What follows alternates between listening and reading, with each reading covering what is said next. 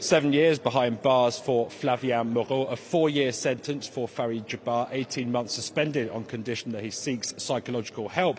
By way of a recap, Mr. Moreau, a young Frenchman with a history of violent crime, including armed robbery, and a convert to Islam.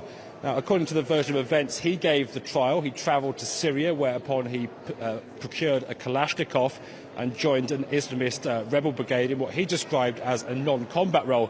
It didn't last long for him, however. He was unable, he said, to bear the rebel brigade's strict anti-smoking policy and returned to France. By now, very much on the authorities' radar, he was placed under surveillance, prevented from travelling to a number of other countries, and then picked up in January 2013 amid suspicions he was seeking to procure false papers. As part of these phone taps, the authorities also picking up on Mr. Jabbar, who'd been in contact with Mr. Moreau, had received money from him and was found in possession of a host of pro-Al-Qaeda, pro-Jihadist material and internet searches on how to meet the French President, Francois Hollande, in person.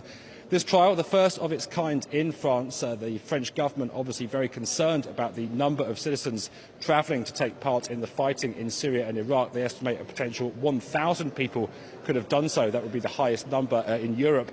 Obviously, a raging debate going on across the continent over the relative merits of punishment against rehabilitation.